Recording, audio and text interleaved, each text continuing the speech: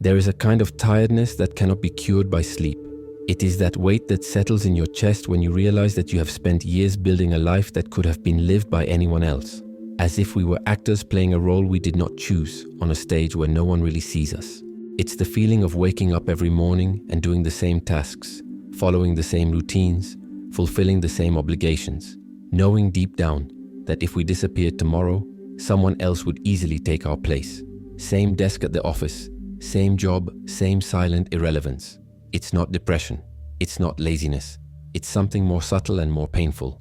It's the realization that we have become invisible in our own lives, that we are cogs in a machine that works perfectly without our individuality mattering, that our ideas, our history, our dreams, all of this has become secondary to the only question society asks of us. What do you produce? This is the quietest pain of modernity. The pain of feeling that we exist, but we don't matter, of being present, but not being a relevant presence, of speaking, but not being truly heard. And perhaps that is why so many people desperately seek validation on social media, accumulate professional achievements, or lose themselves in relationships that promise to fill this void, because deep down they know that something fundamental has been stolen from their lives. What few people know is that this feeling of irrelevance is not a personal flaw. It is not weakness, nor a lack of ambition, nor inadequacy in the modern world. It is in fact a symptom of a much deeper loss, the loss of what makes us genuinely human. A 20th century German philosopher understood this pain with frightening clarity, and what she discovered may explain why, even amid so much progress and connectivity, we continue to feel so profoundly alone. Imagine for a moment that you could travel back in time and wake up one morning in 430 BC in Athens, not as a tourist but as a citizen. The rising sun illuminates the columns of the Parthenon as you prepare for something we would consider impossible today, an entire day dedicated to deciding the future of your city. This is not a work meeting. It is not an election every 4 years where you choose between candidates you have never met. It is something completely different.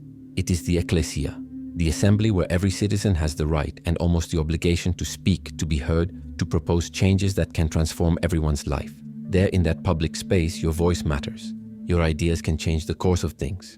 You are not just another number in a crowd. You are a unique, recognized, relevant presence. When you speak, people listen not because you hold a position or a title, but because you are you, with your history, your perspectives, your unique humanity. The Greeks had a word for people who refused to participate in this public life, who preferred to just mind their own business, idiotes. The origin of our word idiot. For them, giving up the chance to be seen, heard, and recognized by others was literally a form of idiocy, because it meant giving up what makes us human. They understood something we have forgotten. That being human goes far beyond surviving, working, and accumulating things. That there is a part of us that can only flourish when we are among others, when we can show who we really are, when our ideas and our identity make a difference in the shared world. Hannah Arendt, observing the 20th century with its horrors and atomized masses, realized that we had lost exactly that. That modernity had destroyed the spaces where we can be genuinely seen and recognized. And that this destruction was not just a political problem, it was an existential tragedy. Because when we lose the chance to be relevant to others, to contribute to something greater than ourselves, we don't just lose politics. We lose an essential part of what makes us human. We lose the possibility of being born again every day, not biologically but symbolically through the recognition of others. What is left when that happens? A life reduced to mere survival. An existence where all that matters is producing, consuming, repeating. Where our individuality becomes irrelevant. Where our ideas find no echo. Where our presence in the world becomes almost ghostly. And perhaps that is why, even though we have everything our ancestors dreamed of, comfort, security, longevity, we still feel that something fundamental is missing. Because we have lost what they knew was essential, the right to matter. There is something disturbing about how we describe our identity today. When we meet someone new, the first question we ask is not "who are you?" but "what do you do?" And the answer we give does not reveal our essence, our dreams, or our history. It reveals our productive function in the great economic machine. I'm an engineer. I'm a teacher. I'm a salesperson. As if we were walking professions. As if our humanity could be summed up by what we produce during 8 hours a day. And the scariest thing is that at some point we started to believe it. We began to confuse what we do with who we are.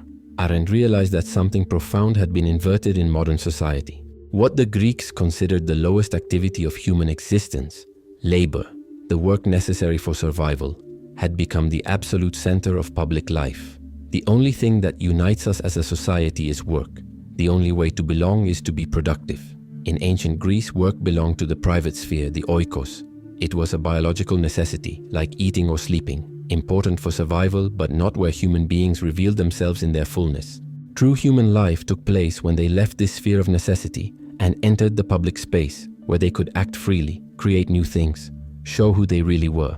For the Greeks, work was associated with repetition, with the endless cycle of producing and consuming that sustains biological life. It was necessary, but it was not noble. There was no room for individuality to manifest itself, for something truly new to emerge. It was just maintenance of the home, the body, basic survival. Today, this logic has been completely reversed. Work has not only left the private sphere, it has devoured the entire public sphere. It has become the only activity we consider truly important, the only one that gives us social value, the only one that gives us a voice in society. And here lies the cruelest paradox. The more work has become central to our lives, the more we have lost the ability to create something that transcends this productive logic. Even our free time has become productivity. We network. We develop hobbies that can add value to our resume. We turn relationships into opportunities for professional growth. Think about how absurd that sounds. We have reduced the infinite complexity of a human being to their ability to generate economic value. A person who has lived 80 years, who has loved, suffered, dreamed, created memories and bonds, that person, when they retire, suddenly no longer contributes to society, as if decades of experience and wisdom were irrelevant in the face of the only question that matters. How much do you produce? This is not only cruel, it is a subtle form of collective insanity. We have turned each individual into a tool, a replaceable cog in a giant machine. And then we wonder why so many people feel empty, why so much talent is wasted, why there is a silent epidemic of burnout and depression even among the successful. What Arendt called animal laborance, the human being reduced to their productive function, has defeated the animal political, the human being who reveals themselves through action and speech in the public sphere. And this victory has come at a devastating price. We have lost the ability to see ourselves as whole people. Notice how this manifests itself in your own life. When you wake up in the morning, how many minutes pass before your mind automatically goes to your work tasks?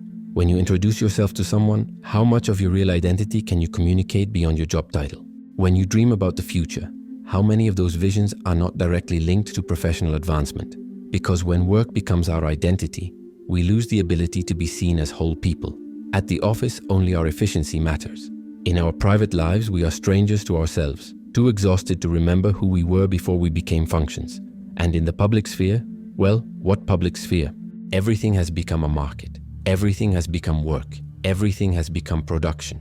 The public light that the Greeks knew, the one that illuminated human excellence when people came together to create something greater than themselves, is now focused exclusively on productivity. We shine only when we are useful. We exist only when we produce results. Our relevance is measured in spreadsheets, our importance in goals achieved. And maybe you're thinking, but I have to work. I have to survive. I can't just ignore that. And you're right. Work is necessary. But the tragedy is not in working. It's in having lost everything else. It's in a society that offers no other spaces for us to be whole human beings. When was the last time you felt truly seen for something other than your productivity? When was the last time your opinion about the future of your city, your community, the things that affect your life, really mattered? When was the last time you got together with others to build something meaningful, something bigger than individual interests? If you're having trouble answering, it's not because you're lazy or uninterested. It's because those spaces simply don't exist anymore. Modernity has devoured them, turned everything into a commodity, reduced all forms of human encounter to economic transactions. And when that happens, when all that's left is work and private life, when there are no more spaces for us to be relevant as whole people, something inside us slowly begins to die. Because we are political animals, not in the partisan sense, but in the deepest sense. We are beings who need to be seen, heard, recognized by others in order to flourish fully. Work has given us comfort and security, but it has robbed us of something much more precious, the possibility of mattering. There is a devastating moment that almost all of us experience, but few admit to. That instant when we post something on social media and obsessively watch the numbers. 1 like, 5 likes, 10, or worse, none. And in that digital silence, an inner voice whispers the truth we don't want to hear. Maybe I really don't matter. It's not vanity, it's not narcissism, it's hunger. An ancestral hunger for recognition, for being seen, for confirmation that our existence leaves some mark on the world. It's the same impulse that drove the Greeks to the agora, but now distorted, simplified, reduced to numbers on a screen. Arendt had a frightening intuition about this. She realized that when we deny people the genuine right to be relevant, when we destroy the spaces where they can truly be seen and heard, they don't just accept it and move on, they despair. And that despair manifests itself in increasingly strange and self-destructive ways. Think about the cruel irony of social media. We have never been so connected, and we have never felt so alone. It has never been easier to be seen by millions of people, and it has never been harder to be truly known by anyone. Because what social media offers is not recognition. It is a pharmaceutical addictive version of human attention. When someone likes our photo, they are not getting to know our story. When they share our post, they are not validating our ideas. When they follow our profile, they are not interested in who we really are. It is a quick, superficial, disposable transaction. And even though we know this, we keep coming back, because it is the only form of attention we have left. The most disturbing thing is realizing how this quest for digital visibility has become frantic, almost pathological. People risk their lives for a photo. Entire families stage happiness for invisible cameras. Relationships are performed, not lived. Even pain has become content, because even suffering can earn likes, and likes are the only currency of relevance we know. But behind this desperate performance lies a painful truth. We didn't learn to be exhibitionists by accident. We learned because it is the only way left to shout, "I am here too, I am also part of the world, I also want to make a difference." Arendt wrote about something she called the society of the spectacle, a world where being seen has become more important than being, where appearing has replaced existing. And she realized that this was not superficiality or frivolity on the part of people. It was a symptom of a much deeper need. It's as if we've been expelled from paradise. Not the religious paradise, but the political paradise of the Greeks, where every person had a right to a place in the sun, where every voice could be heard, where every individual could contribute to something greater than themselves. And now we wander through a digital desert, begging for crumbs of attention, trying to rebuild with artificial spotlights the public light that was stolen from us. The most tragic thing is that this quest is at its core legitimate. The need to be seen, recognized, to feel that our existence matters. This is not a pathology, it is a fundamental human need. The problem is not the desire, it is the way we are forced to satisfy it. Look at what happens when someone goes viral on social media. For a moment, they experience something that resembles the public spotlight that the Greeks knew. Millions of people turn their attention to that person. They become relevant, their voice echoes beyond their private circle. But the feeling is short-lived. Soon comes the pressure to repeat the feat, to stay relevant, to constantly feed the attention machine. And then we realize the crucial difference. In the Greek agora, relevance came from contributing to something lasting, to decisions that would affect generations. On social media, relevance is ephemeral, disposable, dependent on constantly changing algorithms. Think about how this affects our perception of ourselves. We begin to see ourselves through the lens of others, but not real people. Through the lens of an algorithm, statistics, engagement metrics. Our self-esteem fluctuates as the numbers go up or down. Our identity fragments into different digital personas, each optimized to capture attention on specific platforms. And most devastatingly, we lose the ability to distinguish between being noticed and being known, between having an audience and having a community, between making noise and making sense. The line between authenticity and performance has completely dissolved. Arendt spoke about how totalitarianism was able to control people not only through force, but through isolation, turning each individual into an island, disconnected from genuine bonds with others. And perhaps we are living a more subtle version of this. Isolation disguised as connection, loneliness masked as popularity. Because when the only public arena we have left is the digital stage, when the only form of relevance is viral, when the only possible recognition is algorithmic, something essential is lost. We lose depth, continuity, the possibility of building something lasting with other people. We gain views, but we lose the ability to truly be seen. And perhaps that is why even the most successful people on social media, those with millions of followers and likes, often report feelings of emptiness, anxiety, and depression. Because deep down, they know they are not being recognized for who they really are. They are being consumed by an edited, filtered, commodified version of themselves. The irony is devastating. We have created a hyper-connected society where it is impossible to truly connect. We have built endless platforms of visibility where no one can be genuinely seen. We have multiplied the forms of communication and lost the ability to be heard. The hunger continues. The thirst for relevance remains insatiable, because we are trying to quench an existential thirst with salt water. Perhaps you have wondered why. Even though we have all the freedoms our ancestors dreamed of, freedom of expression, movement, choice, we still do not feel truly free? Why, despite being able to do almost anything we want, something inside us remains imprisoned? The answer lies in a distinction we have forgotten: the difference between being free from something and being free for something, between negative freedom and positive freedom, between having no chains and having wings. Arendt realized that modernity has given us only half of freedom.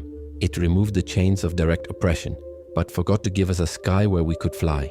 It freed us from kings and tyrants, but imprisoned us in an invisible cage, the cage of a society that offers no spaces where our freedom can manifest itself in a meaningful way. Because freedom for her is not simply the absence of impediments, it is the presence of possibilities. It is having a place where you can act, where your words matter, where your presence makes a difference. It is being able to start something new, to interrupt the automatic flow of things, to leave a mark on the world that goes beyond your individual existence. The Greeks understood this intuitively. When they left the oikos and entered the polis, they weren't just exercising political rights, they were experiencing freedom in its purest form. The freedom to reveal who they were through their actions and words. The freedom to build something greater than themselves in partnership with others. This freedom had an almost magical quality. It only existed between people. You couldn't be free alone, locked in your house, even if no one prevented you from doing what you wanted. Freedom emerged in the space created between different individuals who came together to deliberate on common issues. And here lies the most painful paradox of our time. We have never had so much individual freedom, and we have never been so incapable of exercising collective freedom. We can choose from thousands of products, we can travel anywhere in the world, we can express any opinion on social media, but we cannot influence the decisions that really affect our lives. We cannot change the course of things that matter. We cannot build together the kind of society we want. We cannot create spaces where our individuality becomes relevant beyond our private circle. Our freedom has become a freedom of consumption, not of creation. And perhaps this explains the deep melancholy of our age. Why do people who have everything they need to be happy, health, comfort, security, still feel that something fundamental is missing? It is because we have the freedom to do everything except the one thing that would truly make us free, to matter. Arendt spoke of two forms of happiness: private happiness, that which comes from personal pleasures, intimate relationships, individual achievements, and public happiness, that which can only be experienced when we participate in something greater than ourselves, when our voice joins other voices to create something new in the world. Modern society has given us full access to the former and completely denied us the latter. And so we wonder why we cannot be fully happy with just one of them. It's like trying to fly with only one wing. The uncomfortable truth is that we cannot be fully human in a society that offers us only the private dimension of existence, that treats us as consumers, producers, atomized individuals, but never as citizens in the deepest sense of the word, people capable of building together the world they inhabit. And this is not romantic nostalgia for the Greeks. It is not about wanting to return to the past. It is about recognizing that certain human needs are timeless, that the need to be seen, heard, recognized, to contribute to something greater than our own survival. These needs have not disappeared just because we invented smartphones and representative democracy. They are still there, hungry, seeking any form of expression. On social media, in obsessive hobbies, in the desperate search for professional purpose, in digital activism, in all these attempts to find a place where our individuality can matter beyond our inner circle. But perhaps recognizing this lack is already the first step toward overcoming it. Perhaps admitting that we are not just animals that work, consume, and reproduce, that we are also political animals, creatures that need to create together in order to flourish fully, is already a form of resistance. Because when we name the absence, it ceases to be an inexplicable void and becomes a possibility. When we understand that our sadness is not personal but collective, that our isolation is not individual but structural, we open up space to imagine other ways of being in the world. True freedom may begin there, the moment we stop looking for the solution only within ourselves and start looking for it in the space between us. And have you ever felt that emptiness of not having anywhere to truly matter? Write in the comments. If you've made it this far, you've already taken a step beyond most people. You watch the videos. You reflect on each idea. Now the question is, how far do you want to go with this? If you want to take the next step and truly apply this knowledge to your life, the codes of the White Rabbit are ready for you. The link is in the pinned comment. Remember, success is a decision. The choice is yours. Count on me and follow the White Rabbit.